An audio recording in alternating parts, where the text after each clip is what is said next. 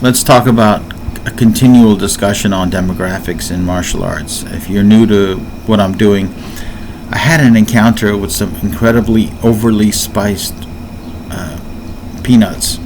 A few days ago, it turned into a blister, which is now going away, scabbed over. In other words, I wasn't fighting. All right, because I probably wouldn't be here. I'd be in jail. So we talked about the black contribution to American martial arts. Let's go and talk about Latinos. I think the issue of Latinos is clouded a little bit because they make up, I think, a smaller segment of the population across the U.S. I don't know. I can't say if they make up a smaller population than black people, but I know that they're a smaller population than white people. Although this is confusing because many people, Latin people from Latin America, might be perceived as white, might not perceive themselves as white but pass as white, might perceive themselves as white and be viewed as quote-unquote brown. And it varies from state to state. When I lived in New Jersey, no one ever called me a brown person. It never happened. Up to the age of 40 and beyond, right? When I moved here to Missouri, someone called me a brown person, one of my white friends, and then another girl who's, Latina. She said, well, as a brown person, I'm like, that just felt weird. And I told her, it really feels weird because no one has ever called me a brown person, ever put me in that category. Even in New Jersey, even the racists, right? The racists easily call black people, but, the racists I encounter, they're like, well, you must be Spanish, right? But they never use the term brown. And even they sometimes differentiate between Latin people and, say, East Indians or, natives. It is interesting, right?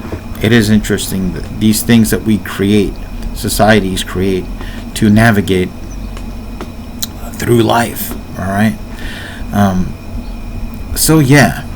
Next clouding factor is many people in America, Americans of Latin descent and Latin Americans from Latin America, have native tribes as ancestry to bigger or lesser degrees, and you can see it. You can see it in, if you ever look at, say, movies or television footage of Mexico, of Guatemala, of Ecuador, and Brazil, which that's interesting because they're a little bit less Latin, sort of Portuguese culture, Afro-Brazilian, right? And you can see that, there are certain socioeconomic classes that have darker skin, have very different features than the higher socioeconomic class, who many of them look very European, and some of them were more recent immigrants and tend to seek out members of the same socioeconomic class and same appearance. Not only do opposites attract, but like attracts like too. A lot of things attract, a lot of things repel. It is the way it is. So, you have, historically, you have Louis Delgado, that name jumps out. And I look and I think Frank Ruiz, there's a few names out there, especially on the East Coast. I think that's probably where it's most prominent. But then you have John Natividad and a few others from the West Coast, right? And rose to prominence. In the 80s, there were lots of Latin martial artists, especially in the fighting. Latin culture has this stereotype of machismo, which I think is to a degree true. All right, and certainly there's a lot on the web, and it's sort of catalyst. All right, a catalyst. While the group of Latin Americans, Spanish, I grew up calling them Spanish, participation may not be in the highest of numbers, many of the fighters and competitors are very influential, especially in tournament sparring. I think one thing that both the black and the Latin population have as an influence that manifests in their culture is people from lower socioeconomic classes, depending on the time era,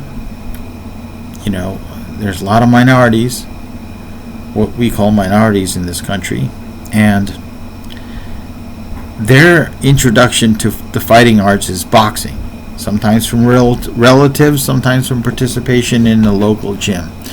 And I know when I went to the New Brunswick boxing gym in New Brunswick, New Jersey, my college town, huge Mexican population, huge Latin American population, but especially Mexicans and Puerto Ricans.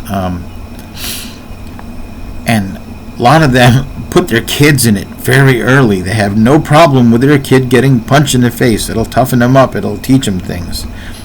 And that boxing influence tends to cross over into the martial arts. I think that's where a lot of the hybrid techniques that later became kickboxing come from. Not all, but a lot. It is something that needs to be acknowledged, right? I think one problem we have in this country is we have very little knowledge and contact with the rest of this continent, right? We make generalizations about Canada. We know a little bit more about Canada, I think, than we do about Latin America. And we don't have a lot of interaction with these countries. And I think it's really to the detriment of this country. I mean, we're on one half of the world. We're on a whole hemisphere that for a long time was completely isolated from the rest of the world, by and large, yes. Maybe some Vikings, maybe some Chinese, maybe a lost Egyptian ship. I get it. Many possibilities there, but by and large isolated, folks. All right? By and large. If you want to be pedantic about it, I got a better idea. Leave. Adults are talking. And, we have so little knowledge, trade, and cultural exchange with both the North and the South. We're 1/3 of a continent, and 2/3 often we're not aware of. We don't have proper trade with. We kind of dominate this hemisphere, but yet we don't understand it. Right? We dominate this hemisphere. We have the right. We reserve the right to pretty much tell people in Latin America who they can elect and who they can't. We pump tons of money into it, often indiscriminately. And Canada, I think a lot of U.S. politicians find Canada troublesome because they have a successful society that is different than ours in many aspects. It almost feels like we're being accused. In the U.S., I think a lot of people are happier seeing a Latin American country where there's a lot of trouble and things are failing because we can say, their problem is they're not us. They don't do things our way.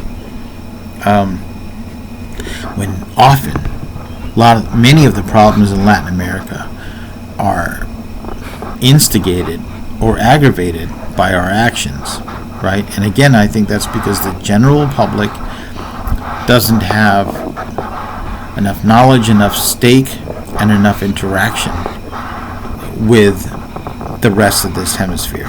So all you Latin American fighters, especially all you Puerto Ricans, damn man, I never went to a tournament where there wasn't a Puerto Rican, usually a young guy in his teens or 20s, just shining in the sparring, right?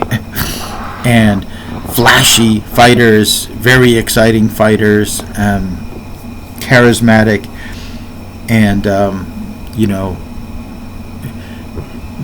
many of these are characteristics of a good point fighter in general, right? But they just stood out, in my opinion. All right. So, kudos to you, and have a nice day.